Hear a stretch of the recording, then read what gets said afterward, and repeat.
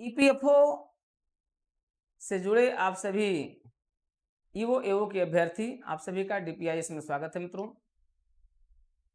आपने देखा कि ईपीएफओ संगठन के अंतर्गत जो एक सबसे महत्वपूर्ण पद था एपीएफसी का, जिसके लिए साक्षात्कार भी हो चुका है और उनकी सबकी ज्वाइनिंग भी हो गई है, लेकिन एक बड़ा पद, एक बड़ी संख्या में जो पद था, लगभग 400 प्लस पद जो थे, उसके लिए इंतजार हो रहा है। इसके लिए जब होगा इसका साक्षात्कार, इंतजार था कि हाँ सितंबर में हो जाएगा, लेकिन चूंकि यूपीएससी मुख्य परीक्षा चल रही है, यूपीएससी की सिविल सेवा की मुख्य परीक्षा चल रही है और मुख्य परीक्षा के समाप्त होने के दूसरे तीसरे दिन ही आपका शेड्यूल जारी हो जाएगा। तो आपका शेड्यूल जारी होने जा रहा है, ये बिल्कुल कंफर्म न्यूज है और इस कंफर्म न्यूज को आप मान करके चलिए कि इसी महीने शेड्यूल आपका जारी हो सकता है, नहीं तो आपका 4 से 5 तारीख तक आपका शेड्यूल हो जाएगा और आपका जो इंटरव्यू है वो आपका इंटरव्यू अक्टूबर के लास्ट में या नवंबर के फर्स्ट वीक में लग जा रहा है। जहां तक पूरी संभावना जो हमें आउटपुट मिला है वो 25 अक्टूबर के बाद कभी भी लग सकता है आपका इंटरव्यू। तो अब ये घड़ी आपकी बिल्कुल समीप आ गई है और अंतिम सप्ताह में या फिर नवंबर के फर्स्ट वीक में, लेकिन जहाँ तक संभावना जो हमें जानकारी मिली है वो अंतिम सप्ताह तक है, क्योंकि सिविल सेवा का जो मुख्य परीक्षा चल रही है वो जैसे ही पूरी हो जाएगी आपके शेड्यूल पर बैठक होगी और आपका शेड्यूल, क्योंकि बहुत दिनों से इंतजार है और विभाग को भी इसकी बड़ी सख्त जरूरत है। ईपीएफओ संगठन में ईओ और एओ जो होते हैं उसके एक तरीके से क्या होते हैं, ईओ एओ जो होते हैं उसका हाथ और पैर होते हैं, आंख और कान होते हैं। ईपीएफओ संगठन में इनकी बहुत बड़ी उपयोगिता है, क्योंकि यही पूरा संगठन को मैनेज कर रहे होते हैं और इनके बिना इस समय संगठन में काम अधूरा है। संगठन का लगातार दबाव है कि इस वैकेंसी को तत्काल यूपीएससी द्वारा पूरा किया जाए। तो मित्रों, साक्षात्कार के लिए अभी आप जो बीच में पढ़ना शुरू किए थे फिर आपने बंद कर दिया था, आप कुछ दिन के बाद 1-2 दिन के अंदर आप फिर क्या करें, आप अपनी पढ़ाई को शुरू कर दें और साक्षात्कार के लिए आपको क्या पढ़ें, साक्षात्कार के लिए आपको अपना अकाउंट देख लेना है। जो आपका पाठ्यक्रम था, सिलेबस था, उस सिलेबस के अकॉर्डिंग आपको जो थोड़ा बहुत ध्यान देना है। अकाउंट पर हो गया, आपका लाज पर हो गए, जो आपके लेबर लाज वगैरह हैं उनको आपको देख लेना है, प्लस आपको जो ग्रेजुएशन के सब्जेक्ट हैं उनको देखना ही है, मतलब जिसको आप पहले अध्ययन कर चुके हैं। अब आपको केवल उस मटेरियल को क्या कर देना, पलटना है। तो बस आप जल्दी उसकी शुरुआत फिर से कर दीजिए। आपको सबसे अधिक जो वर्क करना है वो करंट के मुद्दे पर चेक करना है, क्योंकि यूपीएससी के पास इसमें करंट के मुद्दे ढेर सारे हैं। नेशनल इशूज, इंटरनेशनल इशूज, आपके इकोनॉमिकल इशूज, ढेर सारे इशूज हैं, उस पर आपको वर्क कर देना है।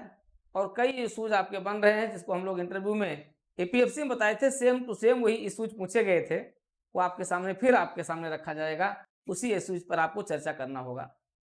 साथ ही साथ जो एपीएफसी में जो प्रश्न पूछे गए हैं उसी के इर्द गिर्द आपसे प्रश्न पूछे जाएंगे, तो उस पर भी हम लोग चर्चा करेंगे। तो अब ये समय आपका फिर से आ रहा है कि आप अपने ईपीएफओ के लिए और ईपीएफओ के एपीएफसी के ईओ ईओ के लिए आप फिर से एक बार लगने का प्रयास करें, क्योंकि बीच में आप हतोत्साहित हो चुके हैं, आपकी ऊर्जा को जंग लग गया है। ऊर्जा को जंग नहीं लगने देना है, बल्कि ऊर्जा को और धारदार बना देना है, जैसे कि क्या बराबर ई बराबर एमसी स्क्वायर में बदलते हुए, और आपको सदैव ऊर्जावान, गतिवान, सामर्थ्यवान बनाए रखे।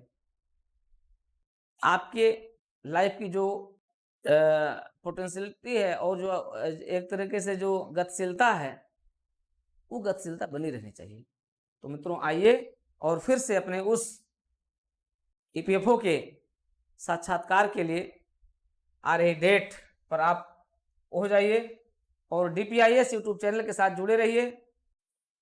आप देखेंगे सारी चीज़ें आपको क्लियर होती चलेंगी। हाँ, दूसरी चीज़ ये है, ये तो इंटरव्यू का पोर्शन है जो शीघ्र आप के साथ हम लोग शुरुआत भी कर दे रहे हैं। बीच में शुरू किए थे, बीच ये चला कि नहीं चलो यूपीएससी मेंस के बाद होगा। मेंस भी आपका हो रहा है, इस समय मेंस चल रहा है, इसके बाद होना है। अब उसकी रणनीति पूरी तरीके से आपको तैयार कर लेना है और इसी के लिए आपको ढेर सारी शुभकामनाएं हैं, मंगल कामनाएं हैं कि आप लोग फिर से लग जाइए अपने उस स्ट्रेटजी पर। लेकिन एपीएफसी के लिए न्यू बैच भी हमारे शुरू होने वाले हैं।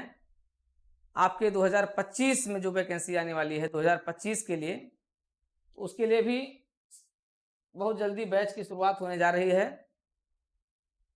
इसके लिए भी आपको, क्योंकि 2025 में वैकेंसी आना ही आना है और मंत्रालय से भी इसका अध्याचन भी हुआ है। तो कुल मिलाकर के आप ये मान करके चले कि नई वैकेंसी के लिए भी आपको तैयार हो जाना है और शीघ्र ही नया बैच आपका शुरू हो जाएगा। इस बैच के साथ भी जो लोग आप नहीं दिए हैं परीक्षा, वो भी आप आकर के और बैच के साथ जुड़ करके अपनी प्रिपरेशन को भी आगे बढ़ाएं, क्योंकि आपको 6-7 महीने से ज़्यादा समय नहीं मिलेगा।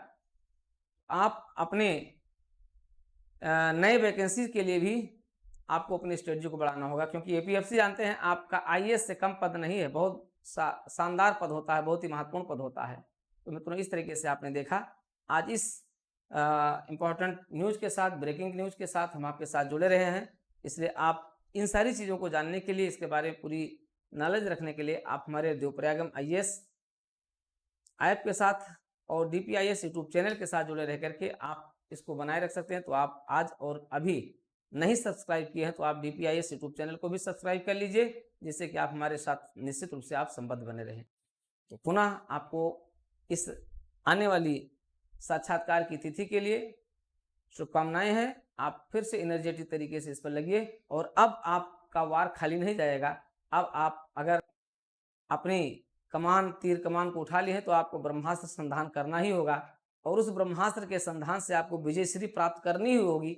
उसके लिए आप आइए, डीपीआईएस के साथ आइए और एक सजग मित्र मार्गदर्शक के रूप में आपके साथ हम इस इंटरव्यू की फुल स्ट्रेटजी के साथ आपको फिर से हम सफलता दिलाएंगे, एक शानदार सफलता। जैसा कि एपीएफसी में 21 चयन हमारे यहाँ से हुआ है और शानदार चयन हुआ है, और इस तरीके से आप भी अगले चयन के हकदार होंगे हमारे साथ इस स्पेशल स्ट्रेटजी के साथ।